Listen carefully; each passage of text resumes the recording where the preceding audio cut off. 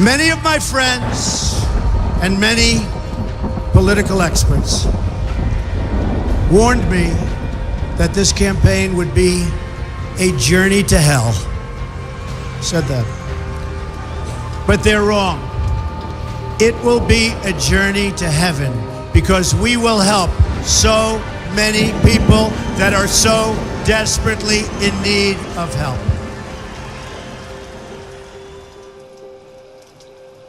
World political power is right here in America, and it is our corrupt political establishment that is the greatest power behind the efforts at radical globalization and the disenfranchisement of working people.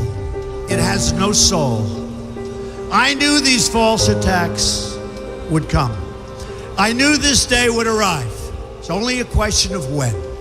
And I knew the American people would rise above it and vote for the future. The only thing that can stop this corrupt machine is you.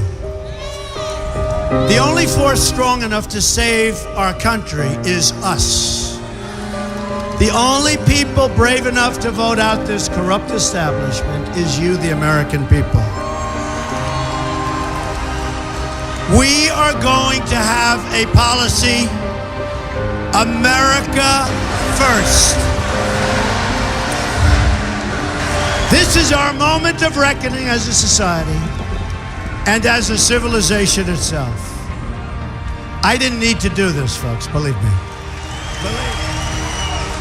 In my former life, I was an insider as much as anybody else.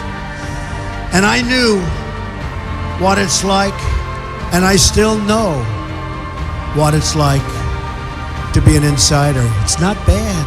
It's not bad. Now I'm being punished for leaving the special club and revealing to you the terrible things that are going on having to do with our country. Because I used to be part of the club, I'm the only one that can fix it. Used to be part of the club, only one that can fix it. These are the words of a former insider. If you think about it, on anything that we really know, on any of the evil institutions, comes from former insiders. Just like any mob organization, political parties create protection rackets that cover for their misdeeds of miscreants who are useful to the party. Donors, organizers, friendly corporate elites, industry gatekeepers, and other party contributors. They don't just give for the fun of it. Think about it. They give. They pay their dues. But boy, oh boy, do they expect something in return. Parties leverage political pull to ensure that cases are never made against their clientele. Pay to play hummed along until Trump's election saw these political underwriters go bust, exposing well-connected criminals to legal and reputational vulnerability. This was all operating in the shadows. No presidential campaign administration ever called out the last presidential administration. They just went on like business as usual because it was all the deep state. We haven't had a real president in a really long time. Infiltration instead of invasion. We've gone over this. After Trump swept the 2016 election, the media and entertainment industries went into hysterics, having paid steep dues to the organization that could no longer protect them. New York and LA launched an offensive in the form of the women's marches, events which claimed that Trump's election had normalized sexual assault. Of course, there would be no surge in sexual assaults during the Trump administration, but there was an avalanche of revelations that such crimes were commonplace in the media and the entertainment industry. The case of Harvey Weinstein is infamous, but few know the full context. As a powerful movie producer and Hollywood gatekeeper, Weinstein was extraordinarily successful and collecting donations for the Democratic Party from Hollywood elites. Knowing that his friends in high places would protect him, he would put naive young starlets in compromising situations and sexually assault them. Weinstein's assaults were an open secret throughout Hollywood and were the subject of inside jokes, including one made openly 5 years earlier at the Oscars. The New York Times had been aware of Weinstein's crimes since 2004, but buried the story until they saw the dam bursting, so they printed it in October of 2017. Soon afterward, an audio recording was released of Weinstein admitting his sexual assault on Italian model Ambra Gutierrez, the actress wearing a wire at the request of the NYPD 1 day after Weinstein had grabbed her breast. Weinstein's confession and additional threatening behavior would have made a solid case in most districts, but was doomed to fail in Manhattan. District Attorney Cyrus Vance Jr. squashed the investigation, unwilling to launch a legal attack on such a powerful contributor to the Democratic Party. Weinstein had been safe during the Obama years in administration and would have been safe under a Hillary Clinton administration, being one of Clinton's largest campaign bundlers, but the unexpected Trump victory meant he was out in the cold. Julian Assange aptly summarized the dynamic on social media. Would Sarkozy and Weinstein have fallen if Hillary Clinton had been elected president? Was the prospect of her taking power previously protective? Are the other figures who have had their protective matrix weakened, who were once thought to be untouchable?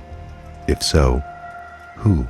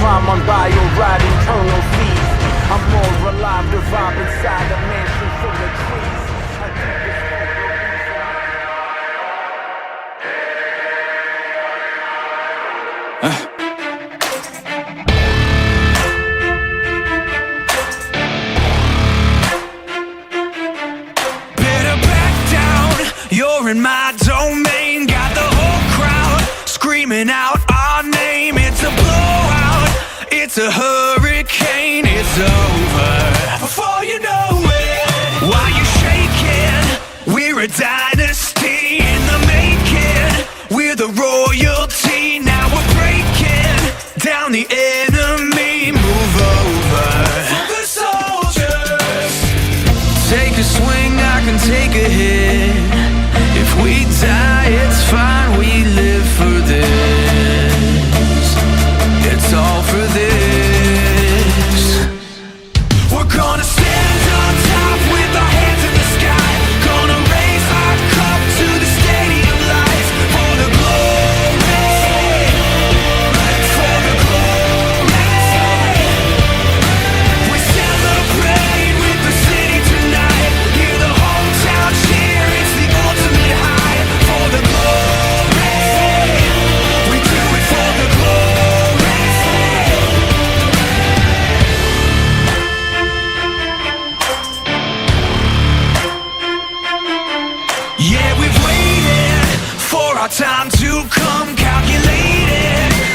Everything we've done, we've upgraded. Now you can't